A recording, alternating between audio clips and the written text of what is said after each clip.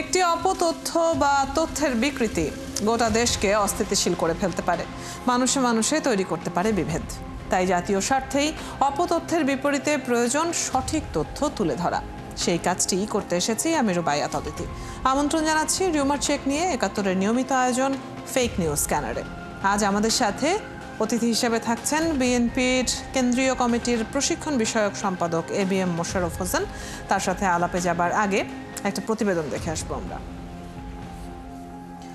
সামাজিক যোগাযোগ মাধ্যম ফেসবুকে এক ব্যক্তির সাক্ষাৎকারের একটি ভিডিও প্রচার করে ক্যাপশনে দাবি করা হয়েছে, বিএনপির অনেক গুণ, ৯ মাসে ১৫০ খুন, চাঁদা তোলে পল্টনে, ভাগ যায় লন্ডনে।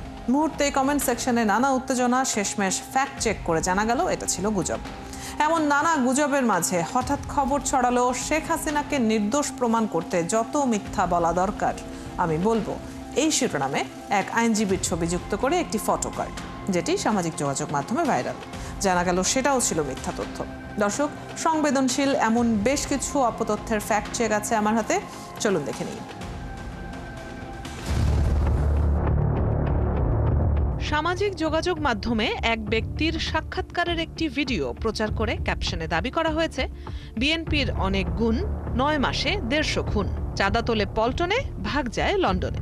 ফ্যাক্ট চেক প্রতিষ্ঠান রিউমার স্ক্যানার টিমের অনুসন্ধানে জানা যায়, আলোচিত ভিডিওটি আসল কোনো দৃশ্যের নয়, বরং এটি কৃত্রিম বুদ্ধিমত্তা AI প্রযুক্তি ব্যবহার করে তৈরি একটি ভুয়া ভিডিও। অপরদিকে শেখ হাসিনাকে নির্দোষ প্রমাণ করতে যত মিথ্যা বলা দরকার আমি বলবো শিরোনামে শেখ হাসিনার পক্ষে রাষ্ট্র নিযুক্ত আইনজীবী আমির হোসেনের ছবি যুক্ত করে চ্যানেল 24-এর ডিজাইন সম্বলিত একটি ফটোকার্ড সামাজিক যোগাযোগ মাধ্যমে প্রচার করা হয়েছে। রিউমার স্ক্যানার টিমের অনুসন্ধানে জানা যায়, ডিজিটাল প্রযুক্তির সহায়তায় চ্যানেল 24-এর ভিন্ন একটি ফটোকার্ড সম্পাদনা করে প্রচারিত ফটোকার্ডটি তৈরি করা হয়েছে। ওদিকে সম্প্রতি সামাজিক মাধ্যম ফেসবুকে একটি ভিডিও শেয়ার করে বলা হচ্ছে, লক্ষ্মীপুর জেলায় একটি ইটের ভাটায় চিতাবাঘ ও মানুষের লড়াইয়ের ঘটনা ঘটেছে। পরে ফ্যাক্ট চেক প্রতিষ্ঠান বুম বাংলাদেশ যাচাই করে দেখেছে এটি ছিল অপতথ্য। মূলত ভারতের উত্তরপ্রদেশ রাজ্যের লাখিমপুর খেরি শহরের একটি ইট ভাটার পাশের আলোচ্য ভিডিওটি বাংলাদেশের ঘটনা বলে দাবি করা হয়েছে। এর মাঝে ফেসবুকে ভাইরাল ব্রেকিং নিউজ, বেলারুশে বাংলাদেশ দূতাবাসের সামনে অবস্থিত যুক্তরাষ্ট্রের দূতাবাস কার্যালয়ে ভয়াবহ সন্ত্রাসী হামলা হয়েছে এবং অগ্নিসংযোগ হয়েছে। ক্ষতিগ্রস্ত হয়েছে বাংলাদেশ এবং নরওয়ের দূতাবাস কিছু অংশ। রিউমার স্ক্যানার টিমের অনুসন্ধানে জানা গেল, প্রচারিত ছবিগুলো ২০২৪ ও ২০২২ সালে রাশিয়া কর্তৃক ইউক্রেনে হামলার দৃশ্য।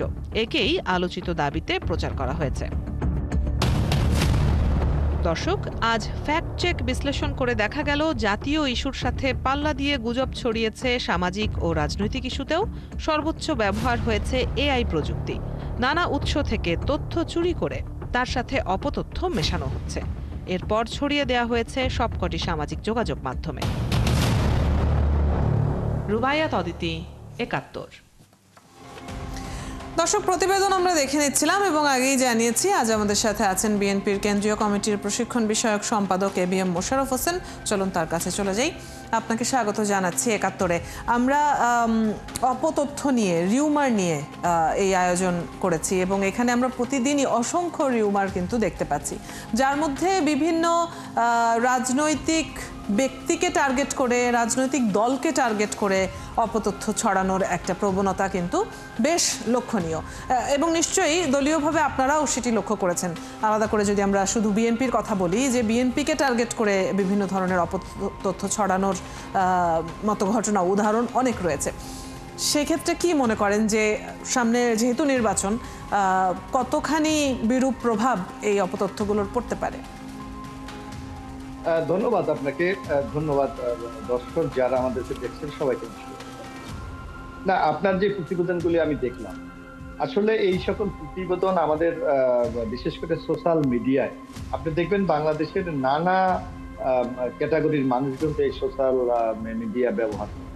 এর মধ্যে উচ্চ শিক্ষিত আছে, শিক্ষিত আছে, অশিক্ষিত লোক আছে এবং যারা এই প্রযুক্তি সম্বন্ধে ন্যূনতম কোনো ধারণা নাই, তারাও কিন্তু এই প্রযুক্তিগুলি ব্যবহার করছে। যার কারণে এটার কোনটা সত্য কোনটা ফেক এটা নিয়ে জনমানুষের মধ্যে কিন্তু খুব একটা সুস্পষ্ট ধারণা তাদের মধ্যে নাই বলে তারা কিন্তু বিভ্রান্ত।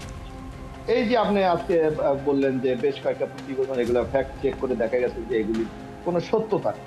অথচ আপনারা দেখবেন এখানে হয়তো যদি আপনার দেখা যাচ্ছে যারা এগুলি ব্যবহার করে সেই মানে যারা আইডি আছে যাদের অনেকে কিন্তু এটা বিশ্বাস করে যে এটা মনে হয় যে যখন এটা মিডিয়ায় দেখানো হচ্ছে, এটা ছবি দেখানো হচ্ছে, এমনকি ছাপার অক্ষরে দেখানো হচ্ছে, তারা এটা ফ্যাক্ট, এটা কি ফলস না জেনুইন, এই জিনিসটা কিন্তু অনেকে এই চিহ্নিত করার মতো সেই সক্ষমতা কিন্তু অনেকের নাই, যার জন্য তো অনেকে এটা ব্যবহার করে।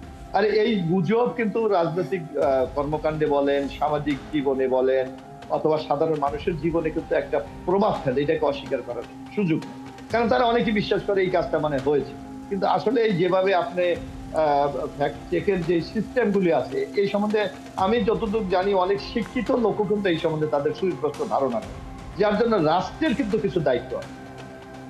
আমাদের যে বিটিআরসি যেটা আছে এদের আমি মনে করি যে কিছু বিশেষ তাদের রোল প্লে করা উচিত, কোন যে কিভাবে চেক করা হবে অথবা কোন অ্যাপস এর মাধ্যমে, এই যে আপনি এআই প্রযুক্তির কথা বললেন, এআই প্রযুক্তি দিয়ে কিন্তু অনেকে এখন নানাভাবে চরিত্র হনন করা হচ্ছে। এমনকি নির্বাচন কমিশনও বলছে যে আগামী নির্বাচনে এআই এর অপব্যবহার একটা বড় হুমকি হতে পারে, এটা প্রধান নির্বাচন কমিশনার বলেছেন তার বক্তব্যে। সেক্ষেত্রে আসলে প্রতিরোধের উপায় বা কি?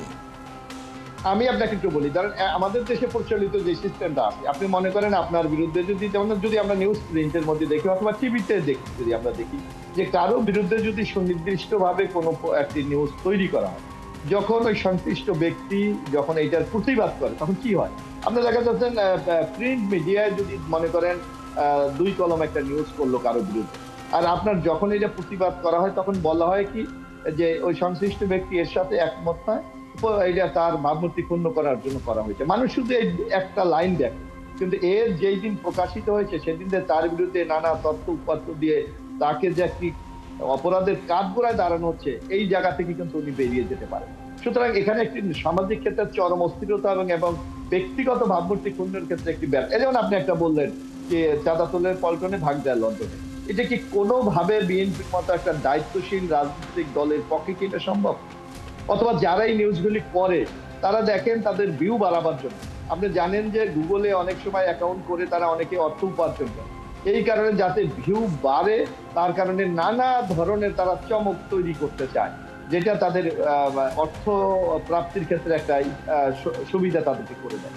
যার কারণে আমার মনে হয় সরকারের পক্ষ থেকে, এটা তো ব্যক্তি পর্যায়ে এটা প্রতিরোধ করার ক্ষমতা নেই, কারণ এটা সরকারের পক্ষ থেকে করতে হবে। সরকার যদি সুনির্দিষ্টভাবে বিটিআরসি কে বলে যে এই ধরনের আইডি থেকে যে নিউজগুলি করা হয় সেগুলোকে ব্লক করে দাও, অথবা তাদের বিরুদ্ধে আইনগত ব্যবস্থা গ্রহণ করা, অথবা একে তো রাষ্ট্রের একটা দায়িত্বের জায়গা আছে আপনি যেমনটি বলছিলেন, পাশাপাশি ব্যক্তিগত সচেতনতার একটা বিষয় রয়েছে নিঃসন্দেহে, কিন্তু একটা ব্যাপার নিশ্চয়ই খেয়াল করেছেন যে অনেক নেতাকর্মীর বক্তব্যকে বিকৃত করা হয় এবং এত নিখুঁতভাবে ডিপ ফেক ভিডিও যেগুলোকে বলে উন্নত প্রযুক্তির ব্যবহারের মাধ্যমে, এআই এর ব্যবহারের মাধ্যমে ডিপ ফেক ভিডিও তৈরি করা হয়।